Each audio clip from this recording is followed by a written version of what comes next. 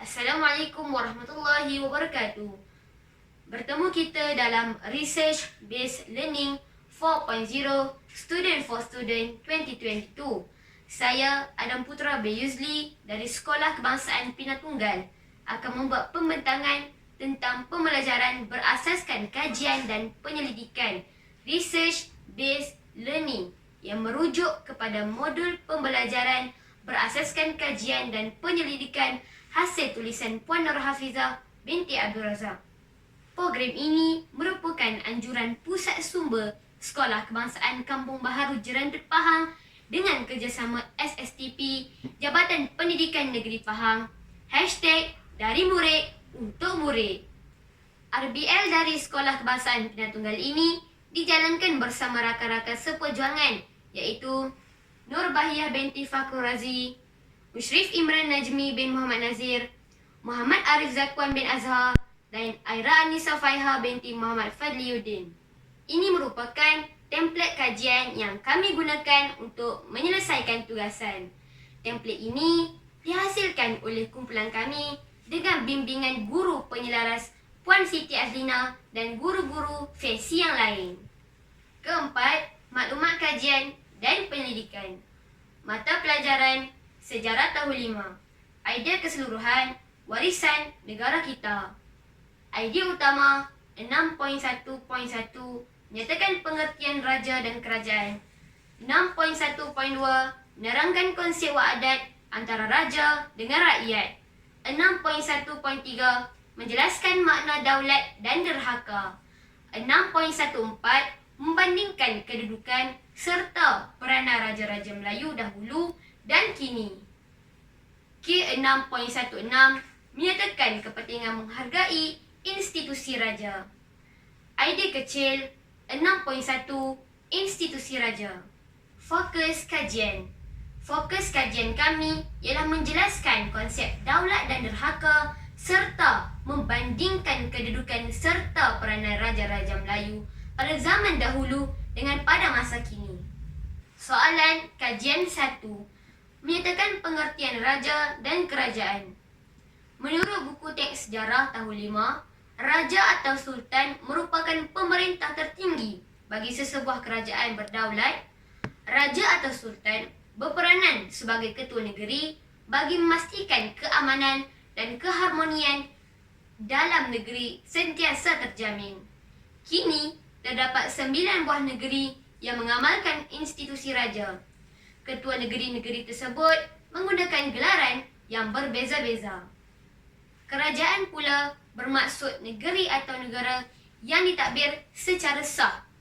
Melalui dapatan dari laman sesawang yang bertajuk Kerajaan dan Negara, kerajaan ditakrifkan sebagai sebuah organisasi yang mempunyai kuasa pentadbiran satu unit politik. Dalam erti kata lain, kerajaan merupakan badan yang dalam sebuah organisasi yang mempunyai kuasa untuk membuat dan tidak mempunyai kuasa untuk menguatkuasakan undang-undang dan peraturan-peraturan dan undang-undang. Kerajaan juga merupakan sistem yang mengawal negara, perbandaran atau entiti politik yang lain. Soalan kajian kedua, menerangkan konsep wa'adat antara raja dengan rakyat. Wa'adat merupakan perjanjian yang termeterai antara raja iaitu Seri Tribuana dengan rakyat iaitu Demang Lebar Daun. Dalam konsep wa'adat, raja berjanji untuk memerintah rakyat dengan adil dan saksama dan rakyat berjanji untuk memberikan taat setia kepada raja. Maka, wujudlah pembentukan sikap taat dan setia rakyat kepada rajanya dan kedua pihak ini akhirnya saling bersumpah dan bersetia. Soalan kajian ketiga, menjelaskan makna daulat dan derhaka.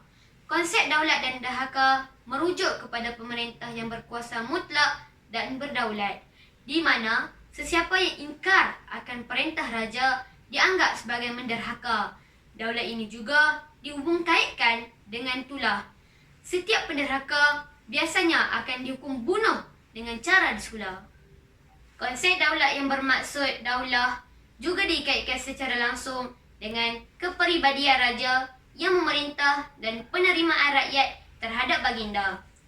Konsep ini berkait rapat dengan unsur-unsur keagamaan, iaitu sekiranya rakyat derhaka, mereka akan mendapat balasan di akhirat kelak. Soalan kajian keempat memperihalkan secara terperinci tentang kepentingan menghargai institusi raja. Institusi raja perlu dihargai kerana ia merupakan lambang kedaulatan bagi sesebuah negara. Raja dan Sultan juga merupakan ketua negara. Selain itu, kita juga dapat mengekalkan keamanan dan kemakmuran negara. Institusi raja juga wajar dihargai kerana ia merupakan lambang taat dan setia raja kepada negaranya. Di samping lambang kepada perpaduan rakyat pelbagai kaum di negara.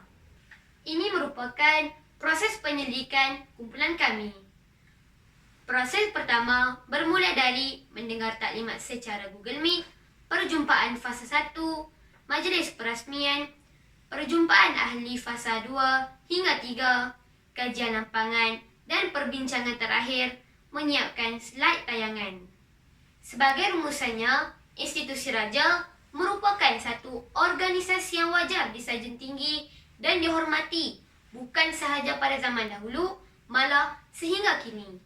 Ketaatan kita kepada raja melambangkan keamanan dan kesejahteraan sesebuah negara. Ini merupakan sumber-sumber rujukan kajian kumpulan kami yang terdiri daripada laman sesawang, bahan buku dan muzium di Raja Kedah. Sekalung penghargaan diucapkan kepada guru besar, barisan pentadbir dan guru-guru Sekolah Bangsaan Bina Tunggal, PPD Kuala Mudayan, Puan Siti Azlina binti Rastam dan guru-guru fasilitator, Puan Norafiza binti Abdul Razak selaku guru pembimbing dan penulis modul RBL dan Ketua Pengarah Muzium di Raja Kedah serta para ibu bapa. Sebelum berakhir, terimalah. Adapun tuanku, segala anak cucu Patik sedia jadi hamba ke bawah duli yang dipertuan. Hendaklah ia diperbaiki oleh anak cucu duli tuanku. Dan jika ia berdosa, sebesar-besar dosanya pun jangan difadilatkan, dilista dengan kata-kata yang jahat. Jikalau besar dosanya, dibunuh. Itu pun jikalau berlaku pada hukum syarak. Akan pinta bapa itu hamba kabulkan, tetapi hamba minta satu janji pada bapa hamba. Janji yang mana satu, tuanku? Hendaklah pada akhir zaman, anak cucu bapa hamba jangan derhaka pada anak cucu kita, jikalau ia zalim dan jahat pekerti sekalipun. Baiklah, tuanku. Tetapi jikalau anak buah tuanku dahulu mengubahkan dia, maka anak cucu Patik pun ubahkanlah. Sekian, terima kasih.